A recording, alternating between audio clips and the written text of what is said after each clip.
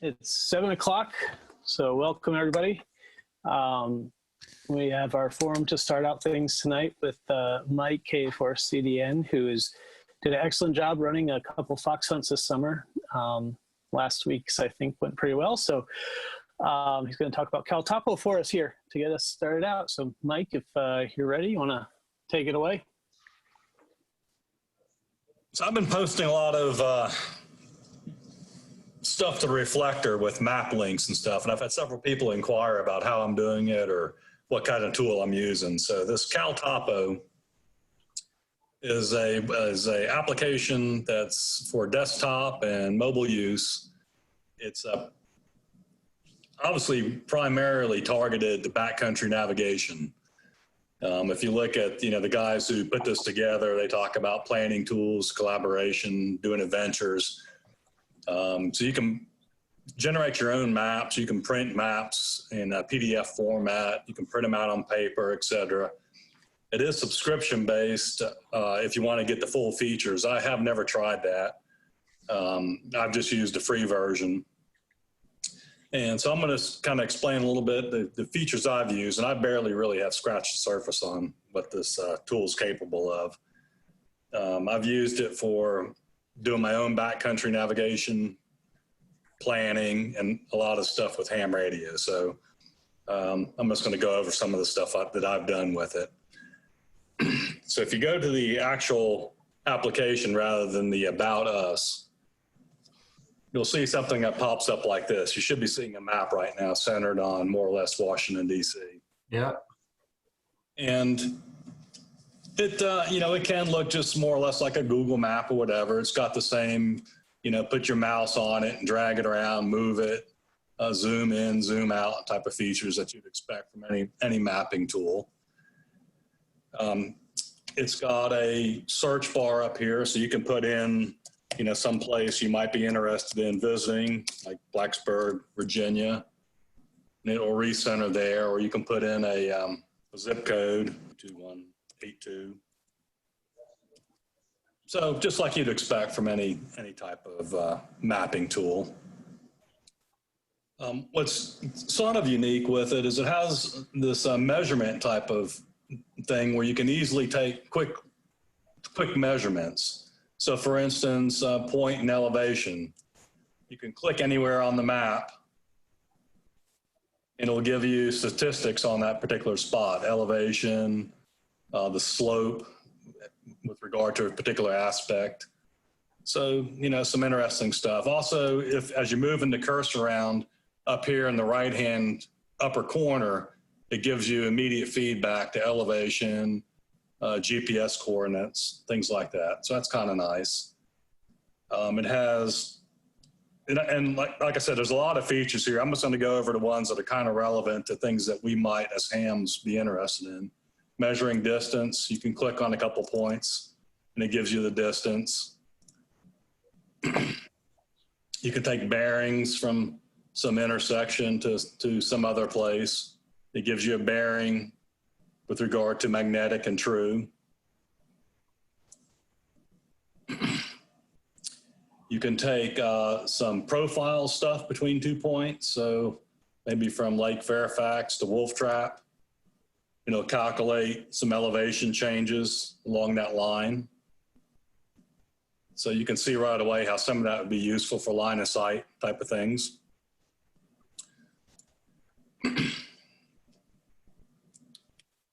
So over here on the right-hand side, there's these various map layers that you can pick, these base layers.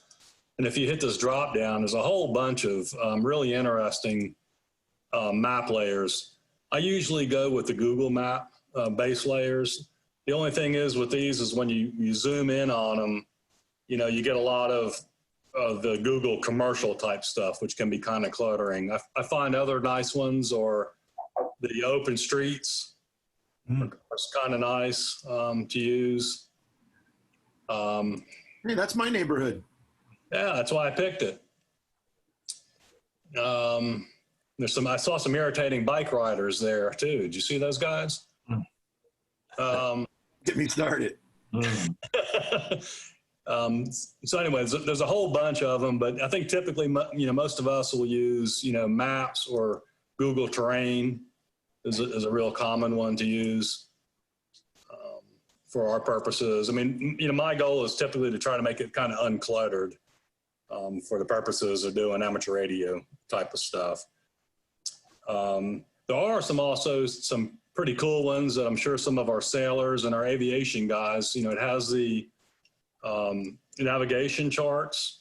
And I've used this when I'm out on the boat, without buying, marine maps. It has all your marine maps on here. It has the FAA maps, which this stuff looks like gibberish to me. Look at how it's cluttered. It's amazing these guys around. That's all good stuff. Good stuff. Yeah, so it's got all that. So it's tons of maps you can pick. So let's just go back to the Google map. The next thing to look at is they have these stacked layers. So you can pick various things to layer on top. So you can actually combine multiple maps. As an example, I will just pick like the National Parks visitor maps. So if you pick these, and then you can put a transparency on here. So I'll put it up real high transparency, and you can see, like in our area here, it comes in. What is this map here? Is Great Falls, no? Yeah, Great Falls map. Here's the Bull Run map.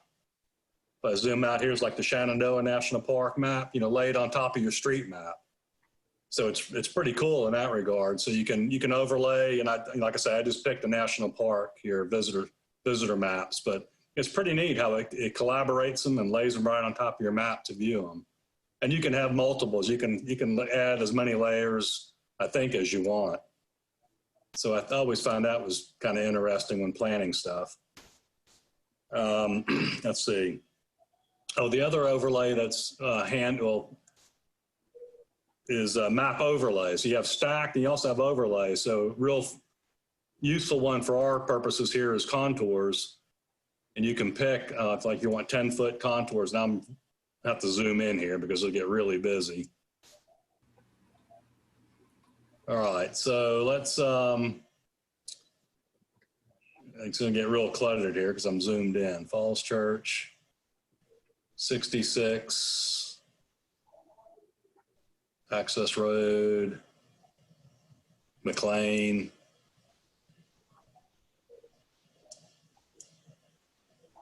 Well, that's really good. So Tyson's Corner Metro is here. Let's see.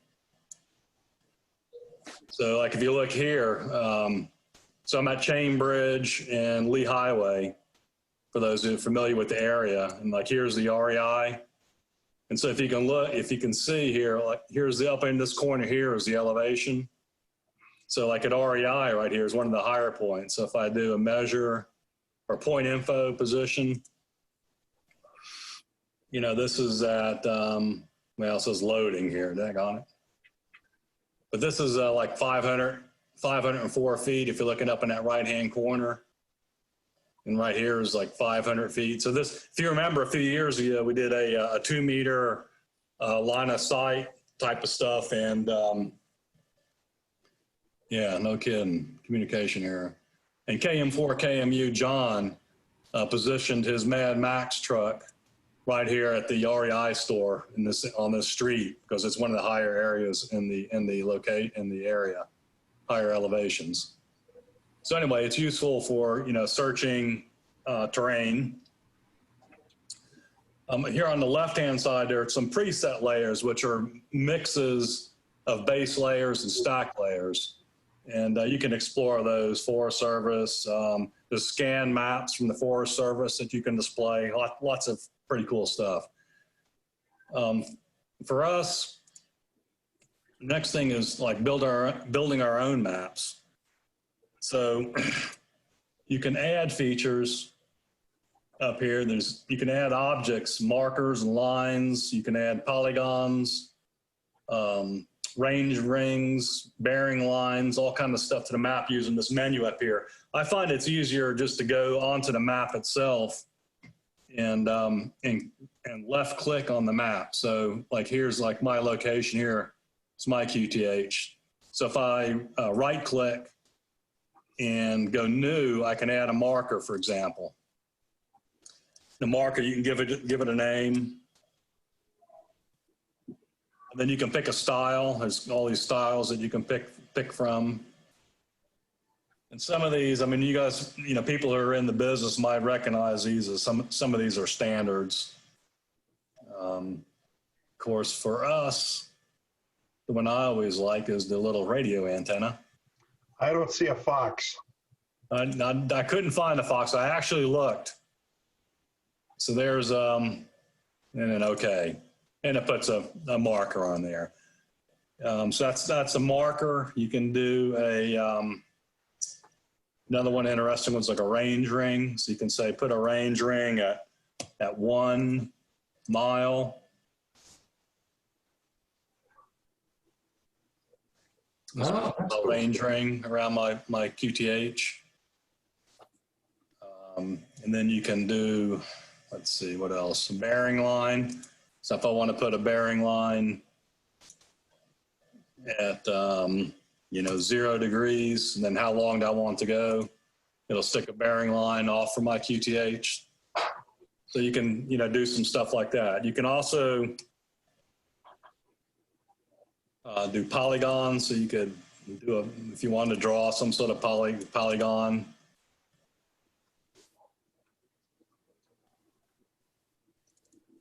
And again, you can edit it, give it names, colors, other features. And you'll see as you're adding these things to the map, over here on the left-hand side, it comes up with a list of what you've added, markers, and if you give them names, it'll have the name on there, and then you can edit them, delete them, do bulk operations, etc. So that's how you would go about starting to make your own map. There's also a couple handy features where you can do imports. So let me get rid of this stuff first. There's an easier way, but I'm afraid of pushing this thing. The problems I'm at. Okay, so you can import GPX files.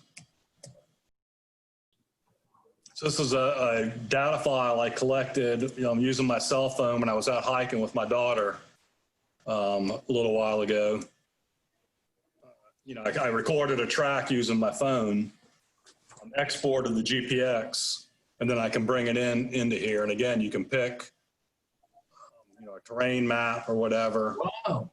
and plot it. And then I took, as I was going, I took particular points along the way, data points with notations on it, and it pulled it all in. So you can do that. Hey, Mike, how did you collect the data points? These I collected using Backcountry Navigator app on my phone, but I've also used Strava app. I guess those are the two I've used, but I mean, a lot of different applications, you can turn on your GPS and record a track. And so that's what I did for these. I'm going to try to reload again and hope it reconnects.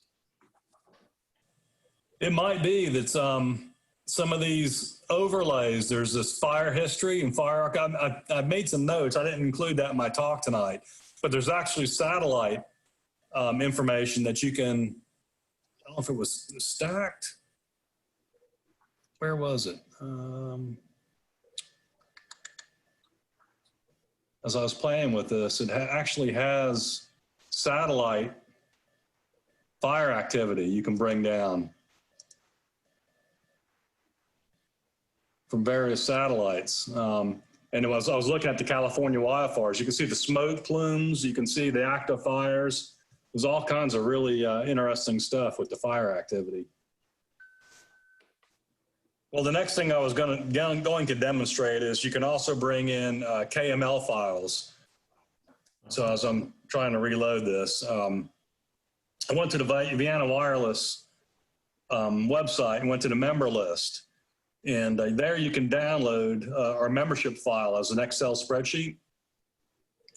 And I edited that to get rid of everything except the call signs and the addresses. And then I found this website online where you can import and convert addresses to lat long data. And then what this is really convoluted. Then from the lat long data, you can pull that into Google Maps and plot them on Google Maps. And then from there, you can export it to a KML file. And then in here, you can import. Once you've done that with all the members, can you take the mean, figure out where would be the best place to hold an in-person meeting? Well, you could definitely, take terrain readings and stuff. I don't think it has a mean function. So this is my QTH. This isn't the full map. But okay, so some examples of things I've been able to do. This is, let's see, come on.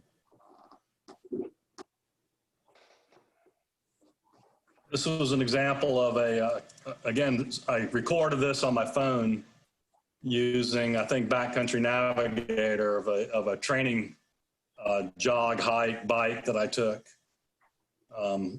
several years ago. And I took photographs along the way and recorded all this stuff, and I was able to import it in. So here's the track. You can click on the track.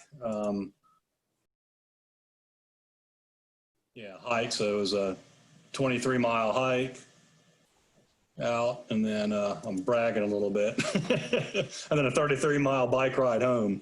This is one of the bigger days I've done, but it was pretty neat to be able to record it and then come back and dump it on the Caltopo here, and then any segment along here I could see the gains in altitude, the profile, all the rest of it. So that was pretty cool. And then here's another example of planning. So this was a trip by myself and some buddies. We're going to the Kahitna Glacier up in Alaska, near Denali. And I was able just to go on this map, and over the course of a month or so, studying various routes, options of places to camp, summits, areas of avalanche danger to avoid, and things like that. So I built up this map and then had it on my phone when we were up there, traveling, and able to, to figure out where we were, where we wanted to go, take bearings and all the rest of it. So, this is really what the application is sort of designed to be for, is for backcountry navigation. Hey, Mike, Yeah. question in the chat room. Can you explain what a KML file is? A KML file is, I think it's like it's a markup, right? Like an XML markup file that describes it's an XML with geolocation data. It's like particular types of markers, and then the data within it, and it's a common exchange method to exchange that data between similar apps that understand that particular markup. Yeah, it's called keyhole markup language usually for geographic data. Excellent. Yeah, it was used mainly with Google Earth, but then it spread to other applications, and it contains description of geographic features like points of interest, polygons, and so on and so on. And it's kind of a common language right now to describe geographic features and paths and so on and so on, whatever you can put on the map. Keyhole was the name of the small company that Google acquired about 12 years ago. Okay, so what can we do with ham radio stuff? So the things I've done with it, and I've got some just examples now real quick.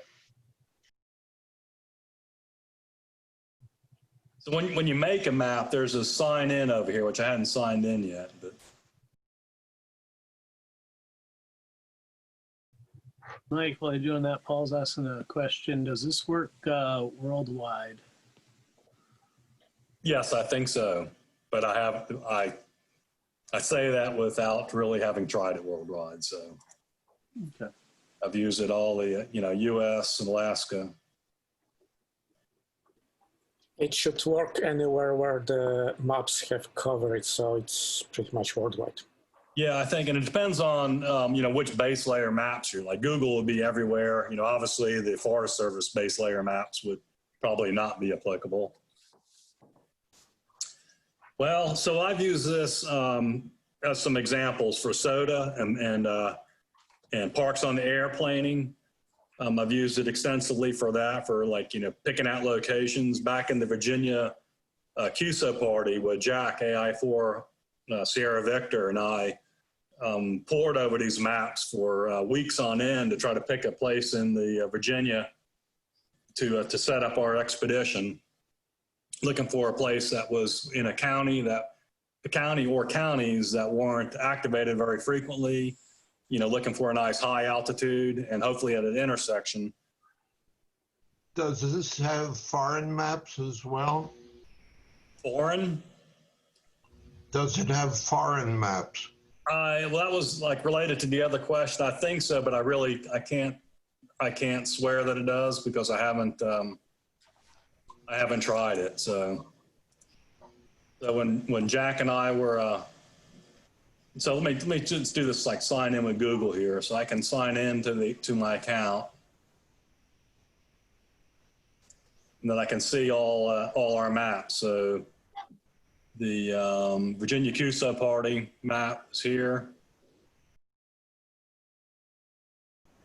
So there's one question, another question in the chat, by the way, Mike says, can it generate profile from point to point, which I believe you did cover a little bit earlier.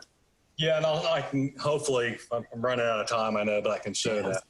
So here's, you know, where Jack and I, we found this Rocky Mountain point down in Nelson County, Rockbridge County line.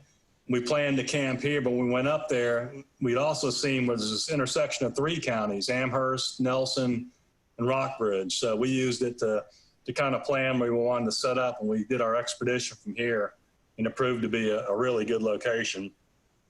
We had the highest score ever in Virginia for an expedition. Let's see. This is some of my map during national parks on the air. I was using this just to tag, you know, places that I had worked, like down in DC, the monuments, whether I was at a picnic table or just sitting on the ground. And here's, you know, a list of the markers, places I'd activated with the dates. That was from National Parks on the Air.